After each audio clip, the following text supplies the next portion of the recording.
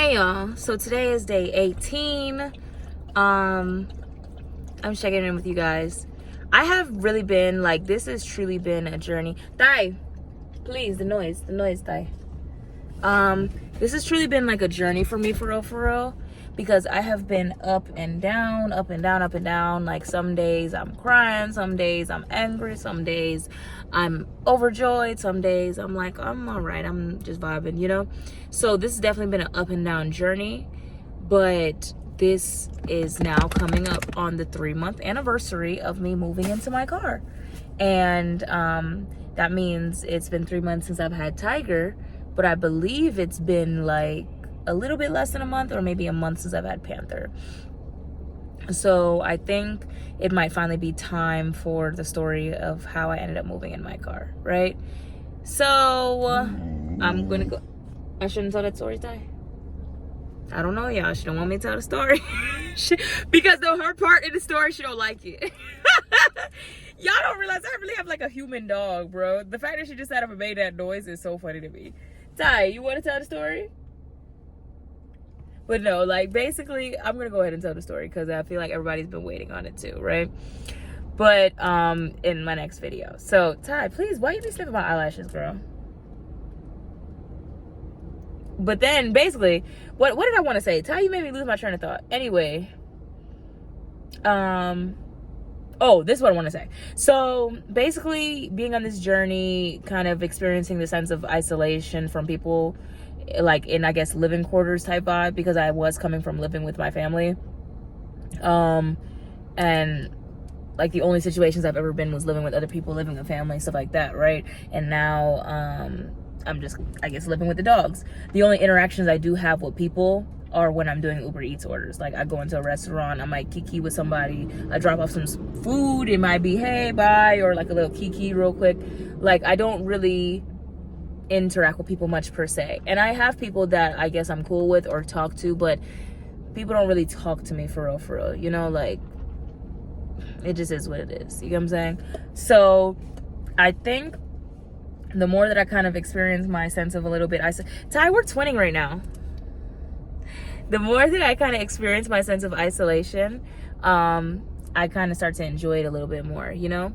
So I feel like I'm really reaching a point where I don't want to be around people, because especially what's coming from just being out and about and people kind of getting in my business, people move in certain ways, people behave in certain ways towards dogs, like me going off on the far corners of places, whether it be like me going into a Planet Fitness to do my little morning routine, do my hair, and people like finding an issue with me being in the corner where I'm not bothering nobody.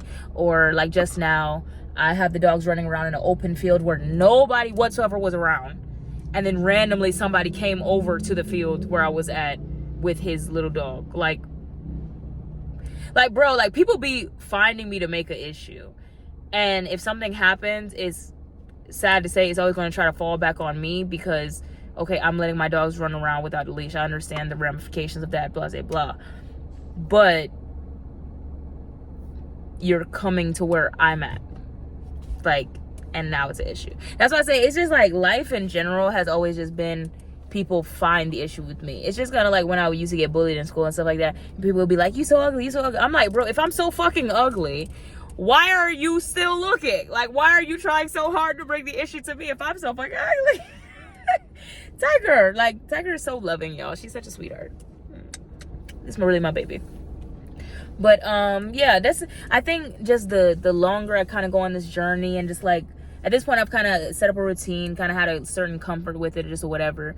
And like the more that I'm experiencing people, certain interactions, it makes me not want to be around people. Like I really just love being me and my animals, and every now and then get human interaction. But whether it be like, I guess, dealing with customer service people, because people would just randomly give me funky ass attitudes, or random ass people, like I'm telling you, in the gym or just in the day-to-day, it just makes you, when you kind of pull back from something, you start to realize how much you didn't necessarily need it per se.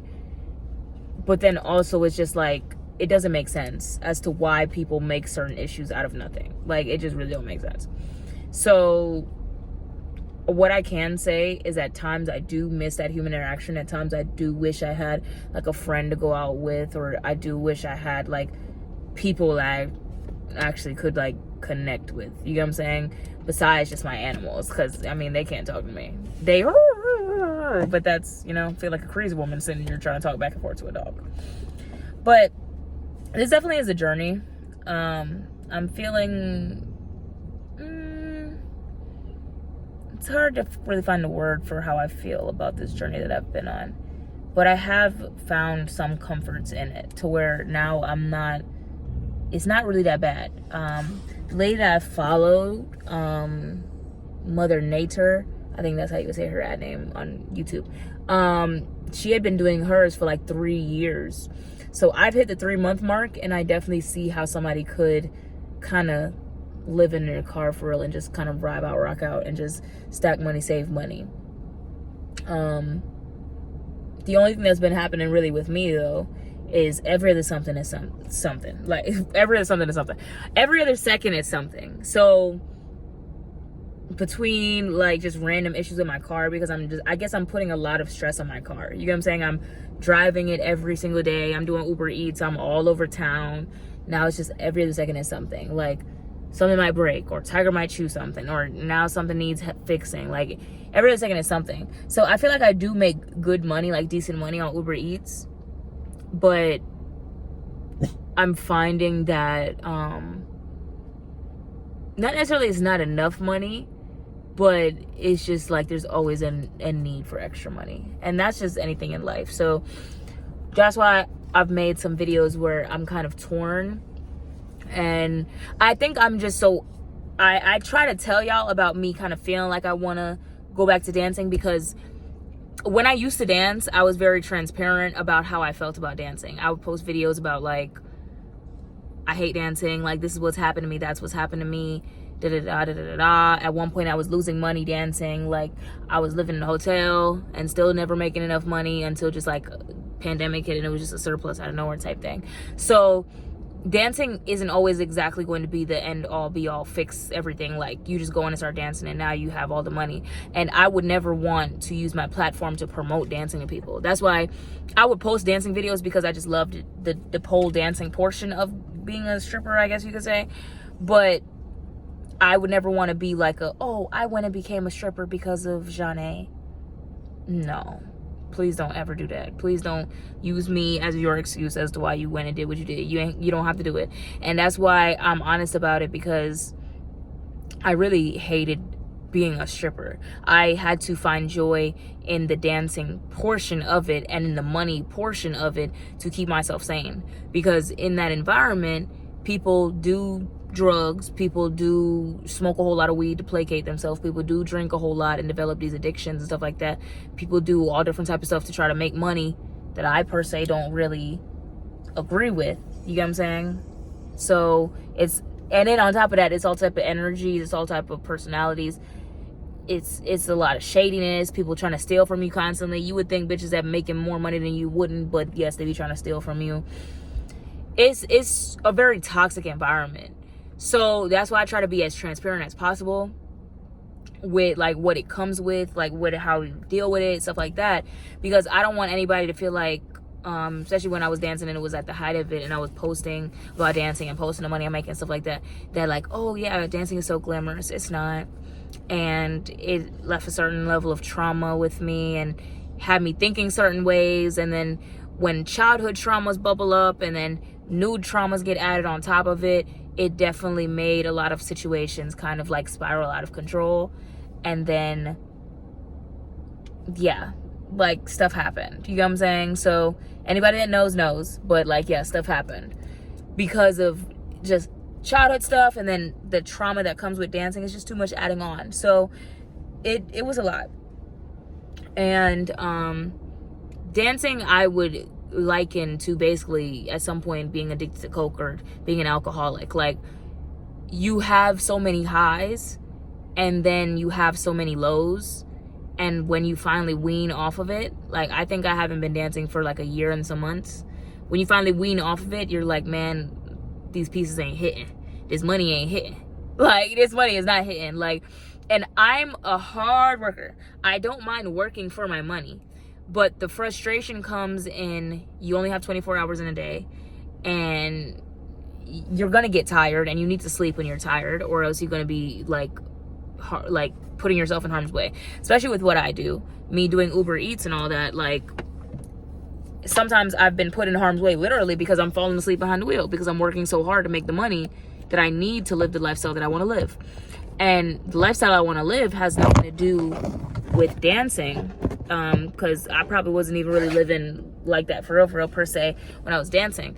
But, well, I was living good. But what I can say is that now I'm taking more control and action over how I'm treating myself, especially since I'm living in a car, since I don't have access to being able to cook in a kitchen, excuse me, and stuff like that. Like, I'm trying to go to healthier places. I'm trying to eat better stuff. So a lot of my diet is different. Like, I'll try to eat like cooked meals opposed to like go get some chicken sandwiches at McDonald's every 2 seconds. Like, that's not healthy for you.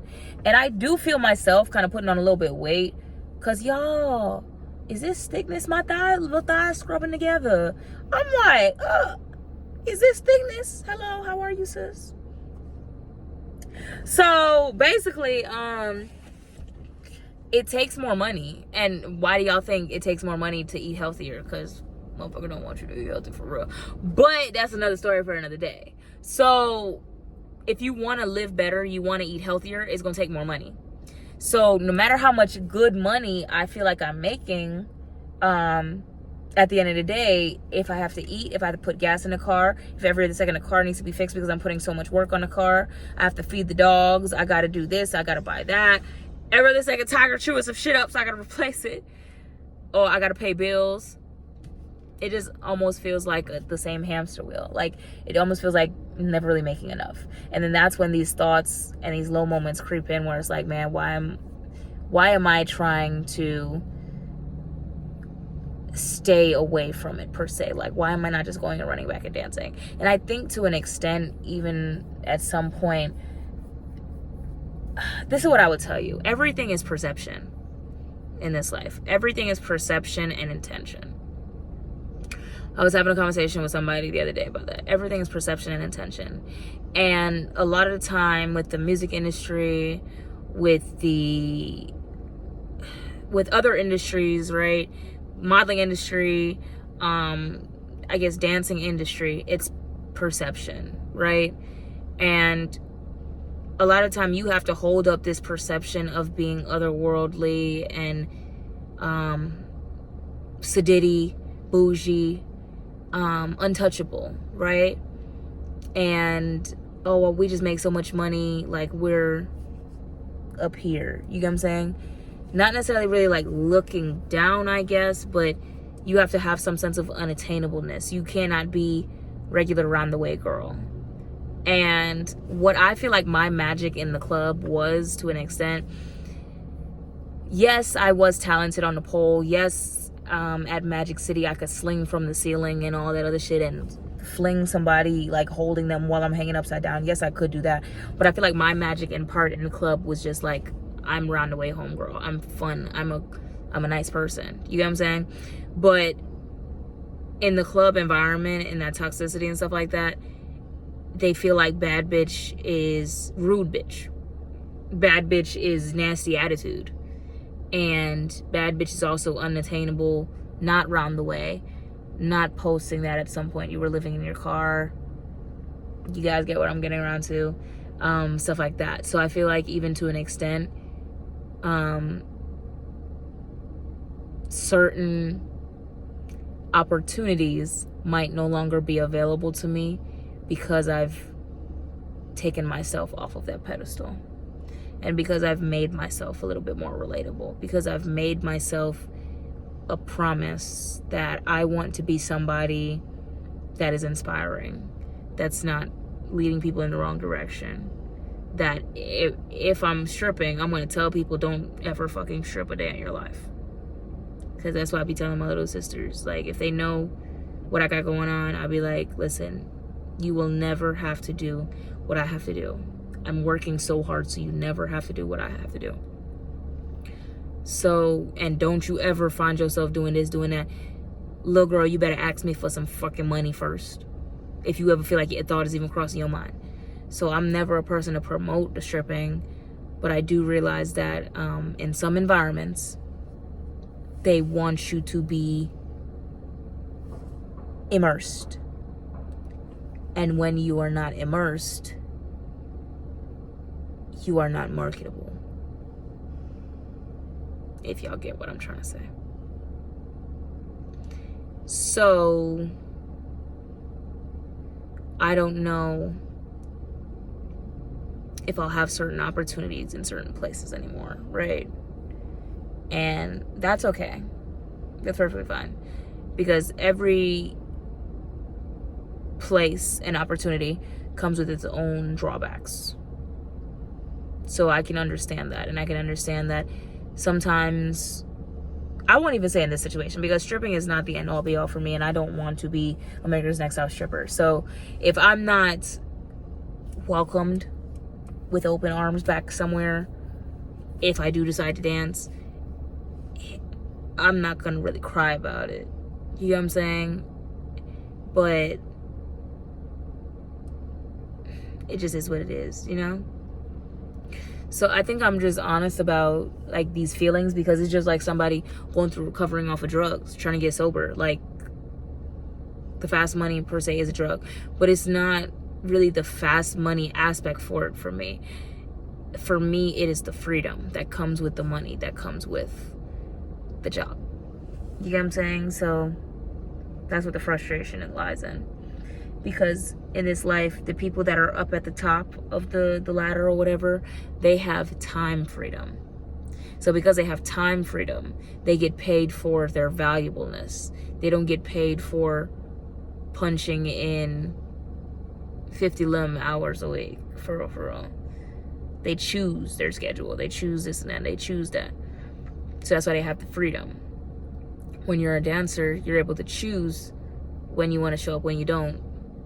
Unless, you know, you're at a club like I was at, where you have to show up on specific days. But other than that, you have your freedom to show up when you want to and when you don't want to. That's why I would all not show back up to the club for a month or 2 or 3, because I don't want to be a stripper. Like, it's just the money that I need.